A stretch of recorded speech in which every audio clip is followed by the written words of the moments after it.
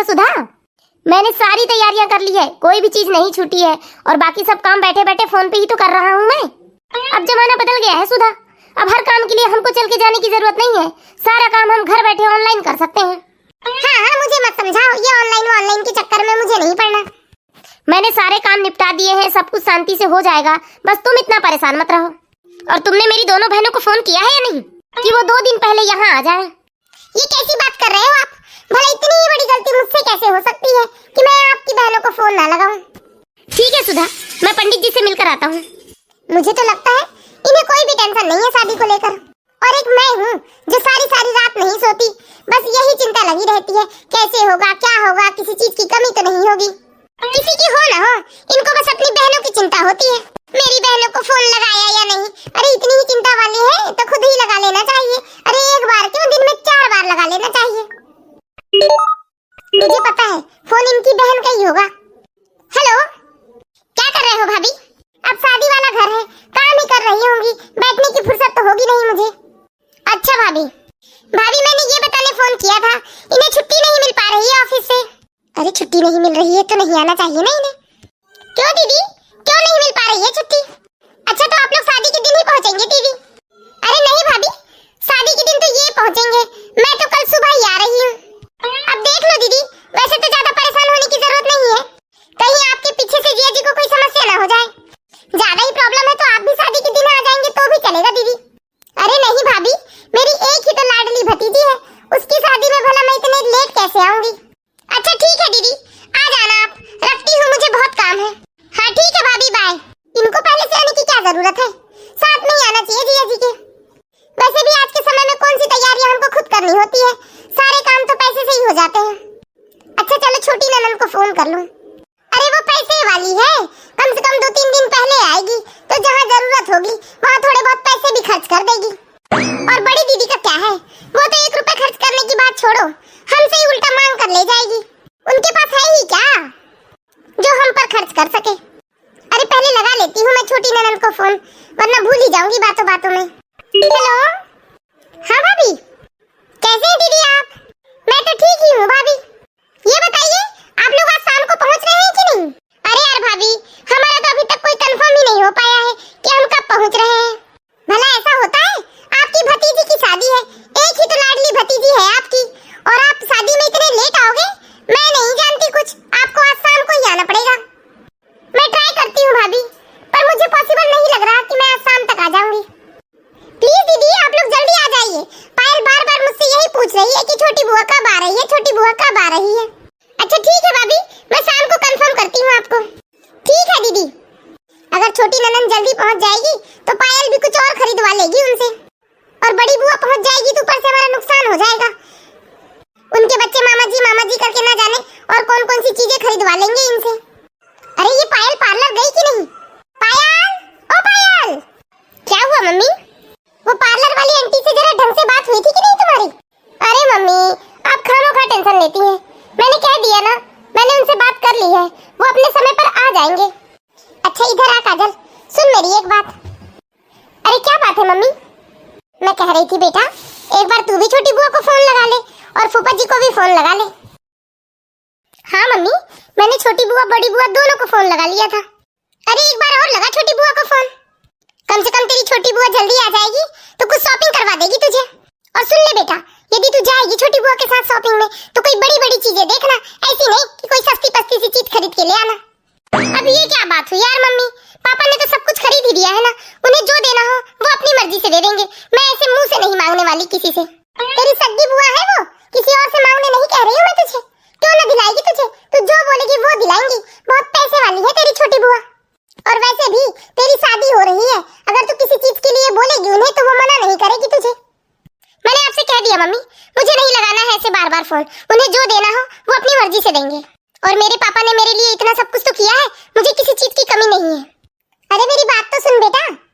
नहीं मम्मी, मुझे और भी काम है, ये लड़की तो बस लगता है मुझे ही बोलना पड़ेगा इसकी छोटी बुआ से। अरे शिवानी, तुम लोग पहुंचे या नहीं? हाँ बस अभी अभी पहुंचे हैं हम। अरे भैया भाभी को फोन तो कर लो, तब तो वो लेने आएंगे तुम्हें। हाँ जी, बस अभी फोन करती हूँ। अच्छा ठीक है, तुम अपने मायके पहुंच जाओ तो मुझे कॉल करना। हाँ जी ठीक है। मम्मी पापा का फोन था? हाँ बेटा। अरे पता नहीं भैया का नंबर तो नहीं लग रहा है, भाभी को ही फोन लगा लेती हूँ। पता नहीं ये दीदी भी बार बार क्यों फोन किए जा रही है। एक काम करती हूँ, मोबाइल ही साइलेंट कर देती हूँ। मुझे पता है ये पहुंच गई होंगी शहर में, इसलिए फोन लगा रही होंगी कि उन्हें कोई लेने आ जाए। अब इतने दूर आ गए हैं तो ऑटो में ही आ जाना चाहिए 100-400 रुपए खर्च करके। अच्छा हुआ जो मैंने फोन साइलेंट कर दिया, नहीं तो 10 बार फोन लगाती। क्या हुआ मम्मी? मामी की फोन नहीं उठा रहे हैं? हो सकता है तुम्हारी मामी कहीं बिजी होगी, चलो हम लोग ऑटो ले लेते हैं। अरे सुधा, वो आज गीता आने वाली थी ना, उसका फोन नहीं आया? नहीं जी, अभी तक तो फोन नहीं आया है दीदी का। अच्छा, अगर दीदी का फोन आए तो मुझे बताना, मैं उन्हें लेने चला जाऊंगा। इनके पास कोई काम है कि नहीं? आखिर लड़की के पिता हैं, इनके पास तो कितना काम होना चाहिए था, लेकिन नहीं। मेरी बहन आई कि नहीं, मेरी बहन पहुंची कि नहीं, इनको तो बस। अच्छा हुआ जो इनका फोन खराब है। कौन सा दूर है स्टेशन से हमारा घर, जो ऑटो नहीं ले सकती दीदी, सीधे तो ऑटो आती है हमारे घर तक। मामी जी। अरे दीदी, आप लोग सीधे घर पहुंच गए, कम से कम एक बार फोन तो कर दिया होता रेलवे स्टेशन से, कोई भी आ जाता आप लोगों को लेने। भाभी हमने फोन तो किया था, लेकिन किसी ने फोन नहीं उठाया। अरे किसी ने फोन नहीं उठाया? अच्छा, देखो ना दीदी, अब यहाँ कितना हल्ला गुल्ला हो रहा है, हो सकता है इसी वजह से फोन की घंटी सुनाई नहीं दी होगी किसी को। ठीक है ना भाभी, कोई बात नहीं, हम लोग घर पहुंच गए। हाँ कोई बात नहीं दीदी, जाइए आप लोग फ्रेश हो जाइए। चाय नाश्ता की व्यवस्था भी ऊपर ही की गई है, वहीं पर जाकर आप लोग चाय नाश्ता ले लेना। हाँ ठीक है भाभी। और गोलू मोलू, तुम लोग सब अच्छे हो? हाँ मामी जी, हम लोग अच्छे हैं। ये पायल की छोटी बुआ अभी तक नहीं आई, चल एक बार और फोन लगा लेती हूँ। हेलो दीदी, आप लोग निकल गए क्या? हाँ भाभी, ये तो कल ही पहुंचेंगे, मैं बस निकल ही रही हूँ। अच्छा, कितने बजे पहुंचोगी दीदी आप यहाँ? आपके भैया लेने आ जाएंगे आपको। अरे उसकी जरूरत नहीं है भाभी, मैं कार से आ रही हूँ। अच्छा ठीक है दीदी। देखा, पायल की छोटी बुआ कार से आ रही है। अरे उनको देखकर थोड़ा लगेगा भी, हमारे रिश्तेदार भी बहुत बड़े बड़े हैं, और कम से कम पायल के ससुराल वालों से उन्हें मिलाने में खुशी भी होगी हमें कि ये है हमारे रिश्तेदार। मम्मी बुआ आ रही है क्या? हाँ तेरी बड़ी बुआ आई है, अभी छोटी बुआ आने वाली है। अच्छा ठीक है मम्मी, मैं अभी बुआ से मिलकर आती हूँ। अरे रहने दे बेटा, अभी बुआ खुद ही नीचे आएगी ना तेरे हल्दी के फंक्शन में, तू ऊपर क्यों जा रही है थकने को बेकार में। और अभी थोड़ी देर से तेरी छोटी बुआ को फोन लगा लेना। अरे यार मम्मी, जब बुआ आ ही रही है तो मैं बार बार उन्हें फोन क्यों लगाऊं? अच्छा ठीक है मत लगा, पर ऐसे नाराज मत हो मेरी लाडो। चलो तुम आराम कर लो थोड़ी देर। शुरू करें क्या सुधा? अरे मौसी जरा देर और वेट कर लो, इसकी छोटी बुआ आती ही होगी। अरे वो देखो अंजलि, वो आ रही है तुम्हारी छोटी बुआ। अरे आइए आइए, नमस्ते दीदी, सब लोग कब से आपका ही वेट कर रहे थे। और ये पायल तो जिद पर ही बैठी थी, जब तक मेरी छोटी बुआ नहीं आएगी तब तक मुझे हल्दी मत लगाना। चलो अब जल्दी से हल्दी की रस्म शुरू करते हैं। क्या दीदी, शादी में आए हो आप, जरा ढंग की तो साड़ियां ले आते। क्यों छोटी, इन कपड़ों में क्या बुराई है? क्या दीदी, हमारी एक ही तो भतीजी है, क्या आपने हर फंक्शन के लिए अलग साड़ियां नहीं खरीदी है दीदी? और वैसे भी ये साड़ी तो आपने मामा जी के यहाँ शादी में पहनी थी। अरे हमारी इतनी हैसियत नहीं है छोटी कि हम शादी के हर फंक्शन के लिए अलग अलग कपड़े खरीदे। कहते हैं ना, जितनी चादर उतना ही पैर फैलाओ। अरे दीदी, आप गलत समझ रहे हो, मेरा मतलब ये नहीं था। यदि आपने साड़ियाँ नहीं लाए हो तो आप मेरी साड़ियाँ पहन लेना। नहीं छोटी, मैंने साड़ियाँ लाई है अपने लिए। बुआ आप लोग तो आ गए, पर फूफा जी लोग क्यों नहीं आए अभी तक? हाँ ठीक ही कह रही है पायल, अब तक तो इसके फूफा जी को आ जाना था। अंजलि बेटा, ये छोटा सा गिफ्ट है हमारी तरफ से तुम्हारे लिए। थैंक यू बुआ जी। वैसे क्या है दीदी इस छोटे से बॉक्स में? मैंने पायल के लिए एक अंगूठी बनवाई है, खोल के देख लो पायल, क्या पता ये अंगूठी तुम्हारी उंगली में आए ना आए।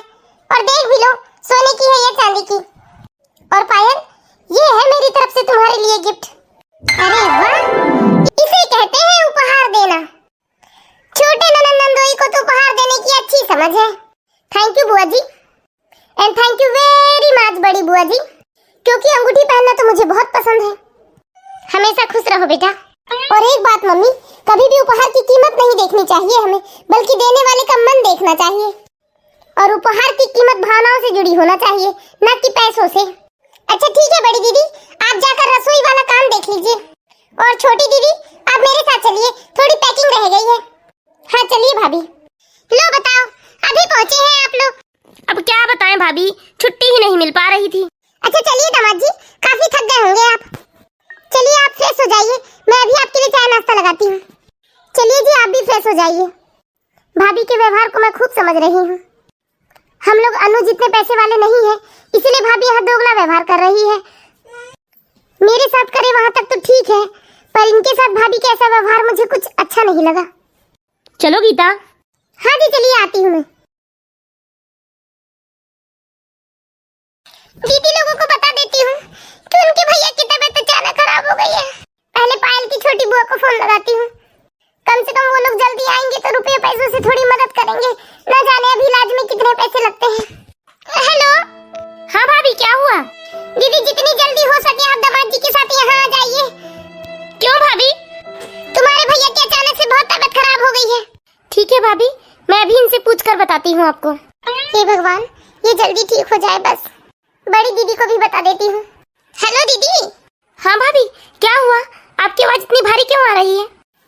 दीदी वो आपकी भैया की अचानक से बहुत तबीयत खराब हो गई है। क्या क्या हो गया भाभी भैया को? पता नहीं दीदी, अभी तो इलाज चल रहा है इनका। आप लोग कौन से हॉस्पिटल में हो भाभी? सिटी हॉस्पिटल में। अच्छा ठीक है भाभी, आप ज्यादा टेंशन मत लो, बस हम लोग अभी निकलते हैं। हेलो। हाँ दीदी, क्या कहा दामाद जी ने? भाभी ये कह रहे हैं कि अभी छुट्टी मिल पाना पॉसिबल नहीं है।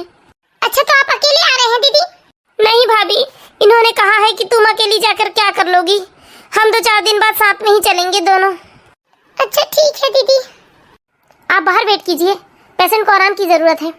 ठीक है डॉक्टर। डॉक्टर ये ठीक तो हो जाएंगे ना?